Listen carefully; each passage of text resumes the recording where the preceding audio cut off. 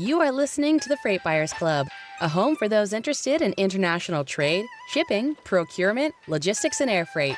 In fact, all things supply chain in the Americas, Asia, and beyond. This podcast is brought to you by your host, Mike King, and produced in partnership with Dimerco Express Group, a global 3PL that specializes in managing logistics to, from, and within the Asia-Pacific region. Hello, one and all. I'm Mike King. Welcome to the Freight Buyers Club. Coming up now is an interview that appeared on episode 37, which was kindly produced with the support of Dimerco Express Group. Robert Van de Weg was such a good sport and such an interesting interview that we thought we'd just put it out in full. Enjoy. Welcome back, one and all. As promised, my next guest has seen it all in air freight. He started and rapidly rose up through the ranks during the halcyon days of 1990s KLM Cargo. He has since held senior executive roles at Airbridge Cargo, ECS Group, Atlas, and Cargolux. That's very much a who's who. He's the current CEO of Mexico Cargo Airline MAS, formerly known as MAS Air. So basically, he's seen it, done it, and he's got the T-shirt when it comes to air freight. Robert Van de Weg, welcome to the Freight Buyers Club. Thank you very much, Mike. I'm really a pleasure and honor to be here with you. Robert, I want to run through your career in a moment, and we'll look at the current market as well. But Faiz, you recently joined MAS, which is based in Mexico. What was the attraction? What fleet are you operating on? What routes? And what's your target market? Well, I suppose I'm basically asking you to explain your business, please. Yeah. Well, thanks for that. I mean, to your first point, when I was approached to join MAS, of course, I thought long about it because it meant moving to Mexico and being further away from my family and especially my mother. With whom I'm very close. But I did it because I really believed in, first of all, in the company, and I'll explain that. And secondly, for me personally, it was like, a sense of achievement after my career to be in charge of an airline, which is something I always had the ambition for. And as you said, I mean, I had quite a rich career and I saw a lot of companies. My career knew good moments and also not so good moments, but all in all, I saw a lot, but I was never really in charge of an airline.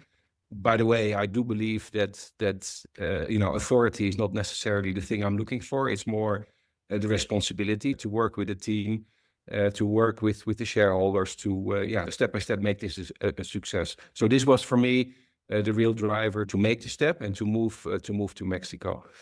On your other question, I mean, MAS is a well-known name in the industry. It has a very good reputation. I think it's been in the past been run, of course, by Louis Sierra, who was at the inception, and later on Andres Fabre, my direct predecessor. Yeah, they really did a great job in establishing the airline and making the brand known.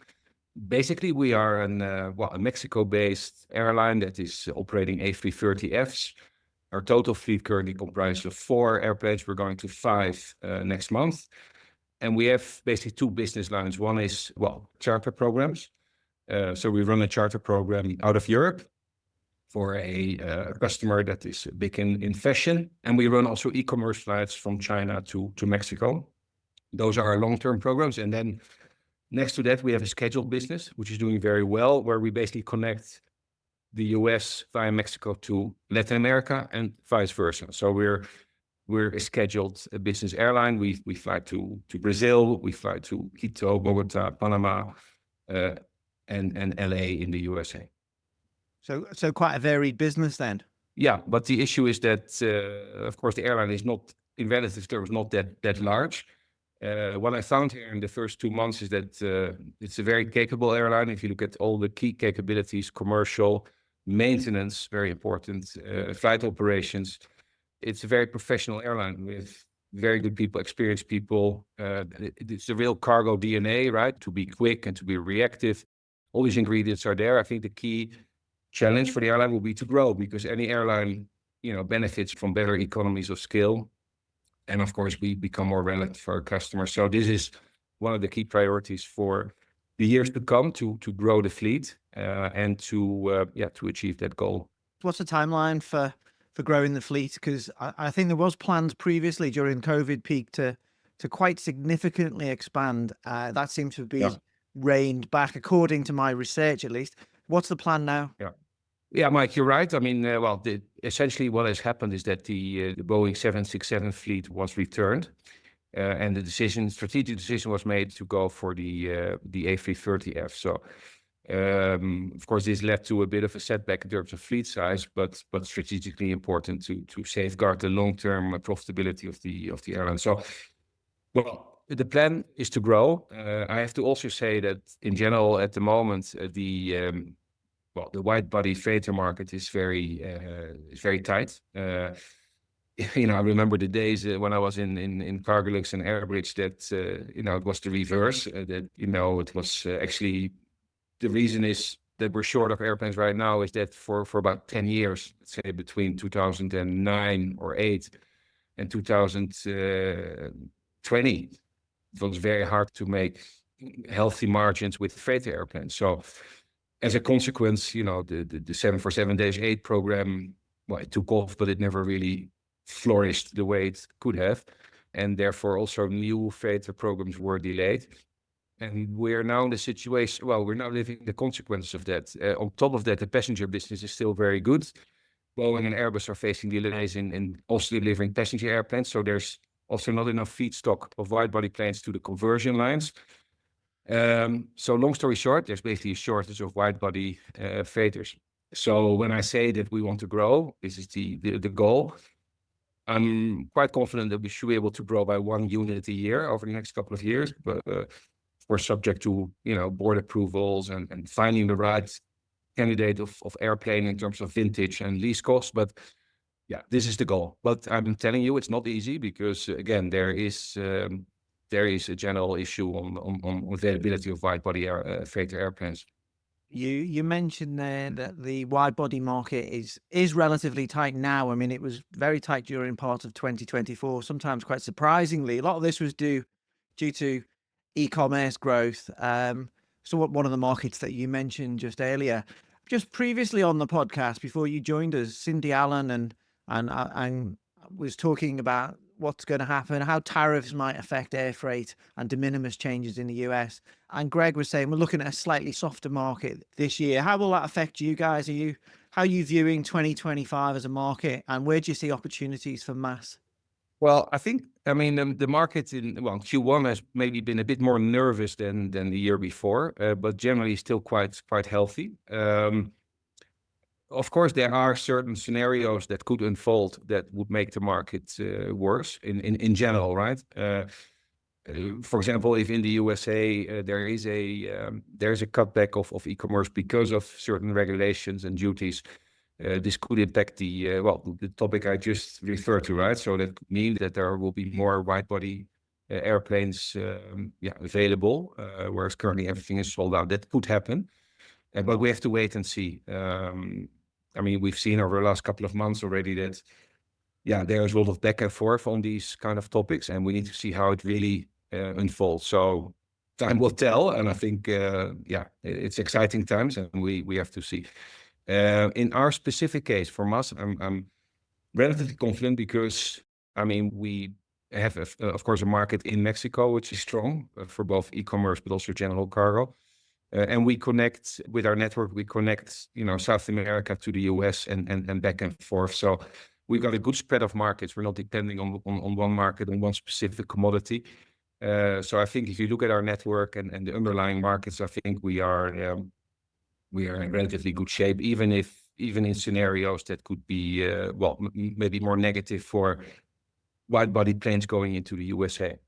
Also, I want to mention that, in my experience, when there are external factors kicking in, for example, tariffs or geopolitical issues, or we saw it with COVID too, maybe completely comparable, but in general, in my experience, when there is disruption, at least on the short to mid-term, freighter airlines tend to benefit, particularly the ones that have this flexibility and ability to adapt. Because when supply chains are disrupted, I mean, people still have to live, to enjoy. Yes, they may spend a bit less, but still, life goes on, right? So again, I think for us, there is always going to be the two sides. We may get hurt in certain places, but I'm really convinced there will also be a lot of opportunity for airlines like us. Would you be hurt anywhere in particular, as far as you understand at the moment, by being a Mexican operator? Maybe if there was tariffs between the US and Mexico, or is most of your business into the US bypassing Mexico? Well, we of course have business between Mexico and the US, particularly on the automotive side. Having said that, we also have abilities to compensate for that because a big chunk of our business going into the US is related to flowers and vegetables from South America. So again, our network, I think, will be able to cope with a reduction in volumes between Mexico and the US should that occur. So because the other markets that I just referred to are actually thriving. Flower markets are strong, perishable markets are strong in general. So, well, there's Mexico, but of course we also serve a lot of other countries in South America. So I'm not overly concerned about it. Of course, you need to always worry, right? You need to always think about what could happen and anticipate. But in our view, we will be able to cope with that. Of course, we do not know the extent of how this thing could escalate. I mean, in Holland, we have a saying that, I don't know how you say this in English, and maybe it's like the Chances are I probably won't either. Okay, well, I'll try anyways, right? So there's a Dutch saying is that the soup is not eaten as hot as it is served. So the point is that there's a lot of rhetoric and all things, but we need to really see what really happens down the line. So let's wait. But I'm not overly concerned, no. Okay, so what you react, you plan as much as you can, but it's a case of you just don't know what's going to happen. So, you've got your plans, but you'll have to be light on your feet, presumably. Yes, and if in the worst case, when things really, again, there will be a lot of opportunity because supply chain disruption, in my experience, means opportunity. So then you need to have a cool head, and with your commercial and operational teams, need to tap into those opportunities. But even in that worst case, for a freighter airline, there will be plenty of opportunity, I'm convinced. Can I just wind you back slightly and draw on your deep well of knowledge, particularly over the last few years? I think you were at ECS Group for this period, but just talking on a general level, really, and unless you want to talk about your time at ECS, I'm just thinking how do you think about those last few years? So say since 2020 for air cargo and for general trade versus the rest of your career. We've had so much happen. We've had airspace closures, geopolitical unrest, wars, trade wars, and then of course COVID. Do you see it as sort of pre-COVID and after COVID, or am I forgetting that there was disruptions before? I know there was disruptions before, but it's just been an endless succession of them, hasn't it? Is it a different part of your career? Is that how you see it? Yeah. Well, it's maybe funny or not funny at all. When I look back at all those years, I somehow managed to be in all cargo airlines when the time was the worst. So, and I've been there quite a long time because I was at KLM, let's say when the first, call it boom, with all the semiconductors, the high tech in Southeast Asia, and general, trade growth in the 90s, right? When I was at KLM, I was not at a freight airline. Of course, this KLM, when I was living in Asia, we enjoyed that. It was great. We did a lot of freighter flights as well. But when I joined Atlas and then Cargolux and Airbridge, actually, this was probably the period on average that was overall not so great. Of course, the good side of that is that you get very disciplined and experienced in how to deal with because let's say the last 2 years, it's not really complicated, right? To manage or to market a freighter airplane. So I'm not saying that was bad, but for me, maybe from my experience, it was great. And now indeed we live in different times. Of course, the question is how long will they last? As I said earlier on, I mean, there is a shortage of planes. I don't think that this shortage will easily be solved, even if e-commerce gets a bit of a setback. I think the underlying issues are so strong. There are currently 747 planes built in 95, 96 that are flying 480 hours a month, and that are are heading for their fifth or sixth D check. There is a lot of I mean, the industry never anticipated this to happen. And I do not believe that the underlying consumer trends can be completely blocked simply by regulations. Growth may be more subdued than before, but I still believe that the supply-demand factors probably will lead us to a couple of more reasonably good years for the freight business. Well, at least I hope so. But I rationally, I do think that is quite likely. Yeah. I interviewed Jan Krems, who's now the president of United Cargo, earlier this year. And like you, he's got this storied career in international air cargo, but it all started at KLM. And he was very engaging and very persuasive about explaining what a great place it was to learn the trade, how it has really shaped how he's approached the rest of his career. Was that your experience? Or I mean, you also spent a decade at Cargolux later on as well. I mean, how do you look back on those experiences? Very different, I guess.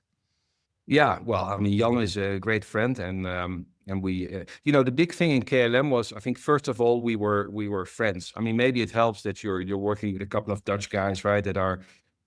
We had all these trainees that were brought in, and we were just having a great time. We understood each other. And the great thing about KLM was that we were all given chances. I mean, I was 26 when they sent me over to Singapore. I mean, can you imagine? I just had, I mean, two years before I finished my studies, right? I still felt like a student, really, And then suddenly you're in this position. And of course, I fell on my nose a few times, but I learned so much. And the same applies to young Krems, Michael Steen, who's at Atlas, Cornel Koster, who was at Virgin, and many more. Frans Muller, who left the industry, but who was the CEO of Ahold Delhaize in Holland. I mean, we had and there's many more. I forget many, but the pity for KLM actually was that they had all this talent and they gave them all the chances.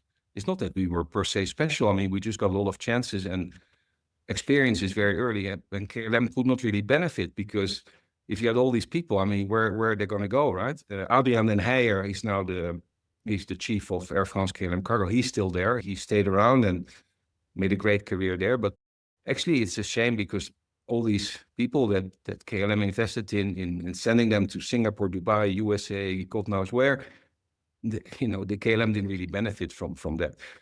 For me, I really learned a lot at KLM, particularly internationally, management-wise. But then I really learned, because if you're in KLM, you learn all about marketing and how to deal with customers and revenue management, ground operations. That's all fine, but of course the maintenance and the flight ops is far away because that's run by the mother airline, right? So that's not the best place to learn these kind of things. So when I was with Atlas and Cargolux, I really got deep knowledge there in terms of economics of an airplane, comparing airplane types, maintenance, flight operations, flight duty time regulations. I mean, all the nitty-gritty of running an airline. That's what I learned. That's what I learned there. When you move to different companies and there's different nationalities, right? The Dutch people, if I don't mind me saying, they have got a reputation, which is also my own experience with a lot of my Dutch friends, of you're never left wondering what they think. Put it that way. You're going to get told straight. When you're working with a whole load of other Dutch people, that must be pretty easy if you're all used to it. Do you have to change slightly when you're working with people from different backgrounds, and do you have to adapt? I mean, I like working with Dutch people, so. Yeah, no, you're absolutely right. I mean, well, you can never change your character, right? That's for sure. But you do tend to get a bit more, sometimes, can I say elegant, a bit more in how you approach certain diplomatic? things. Diplomatic, yes, maybe that's a better word. So for example, in Luxembourg, I learned that when you have a sensitive issue to discuss with one of the colleagues, maybe it's better to have a nice lunch and discuss things, at ease. And I learned that really, and it's very effective because in Holland we tend to go to the canteen and have a sandwich with cheese and a cup of milk, and we just say straight what it is, and that doesn't work everywhere, right? So you realize that quite quickly that that and well, I worked in Asia, in the US, now in this part of the world, in the Middle East, and in Russia. So you learn that, yes, and but you can never change yourself, right? No, I've been told to change myself many times, and I'm just stuck where I am. Uh, Robert, looking back over your career again, I mean, is there anything in the industry that surprises you over that period? I'm thinking maybe in terms of service or the technology adaptation. Is there anything that air cargo isn't doing that maybe it should if the end buyer is to get a better service? Do you ever go, how the hell over 30 years aren't we doing this better for something? Yeah. Well, of course, I mean, it's a fact that cargo for a long time has been, for many airlines, has been a byproduct, right? So it never really got the, I mean, exceptions, of course, are always there, but never got the investment for people and also, let's say, digital investments. And I think in the last couple of years, we see much more of that. So you see now the evolving of the platforms, of the digital platforms, but there's also very qualified companies nowadays that consult cargo airlines, companies like Rotate or Accenture, and the Marco Blumen with his new company, they have business, right? So so there's a lot of investments going on right now in knowledge in the industry that was not really so much taking place before, and investment in digital. Having said that, I always got a bit irritated in the past when people were saying, well, our air cargo is a backward industry and these kinds of statements, because cargo, and no matter how much technology we add to it, and that makes our life more efficient and with better quality, it's still a people's business. And some people, when they hear this, there's another guy like that, but it's a business to business market. And the customers, they want this personal contact, because contrary to buying a seat or a bunch of seats on an airplane, this business requires this personal interaction, because there are so many variables that are gonna, in terms of rates, in terms of volumes, in terms of network, that customers will have to rely on the airline, that they think, there's a person there that I can deal with for better or for worse, right? And this is happening at the top level of the airlines and the customers, but also the levels below. Also, in a specific station, in Guadalajara, in Amsterdam, you need this interaction. And airlines that, in my opinion, go too far in deep personalizing the business, I don't think they're going to succeed. I think the digital development is a tool to make things more efficient, more reliable, so that people can focus really on the more important things. But I'm really convinced it was and will be a people's business. And therefore, yeah, as I said, I mean, some people, they make too easy conclusions saying, it's backward because it's personal, but it's the essence of this business. If we're talking 10 years from now, do you think you'll still hold the same views that the core of this business is about the people? It won't be about AI. It won't be about digitalization. It's still going to be about the people. I'm convinced. I'm 100% convinced. Of course, there may be less need for people to do day-to-day transactions, invoice checking, even quotations. I mean, there's a lot of things that can be and should be digitalized, right? But it's still so that it's like in any industry. And by the way, I do think that it's not just the platforms that it ends there. I think in the end it will be artificial intelligence proprietary to an extent, well, using tools like OpenAI, but still making it tailor-made for each airline, algorithms, etc., that will drive a lot of what we do. I think the platforms are just a step in that direction, but it's not the end game. But on top of that, there will always be people that drive the relationship. The human brain can deal with endless more variables and sentiments and feelings and perceptions than a computer ever can. And this continues to be a key thing in this business. We'll see. Robert Van de Weg, CEO of MAS, thanks for joining me today on the Freight Buyers Club. Great, Mike. Thanks a lot, and thank you for your time as well. And we stay in touch. Thanks everybody for listening. We hope you enjoyed this episode of the Freight Buyers Club, produced in partnership with the Dimerco Express Group. Please subscribe and follow on your platform of choice or sign up for delivery to your inbox at thefreightbuyersclub.com. This podcast wouldn't have been possible without the fantastic editing of Karen Ball and Tom Matthews. And finally, thank you all for listening. The next episode will be with you soon.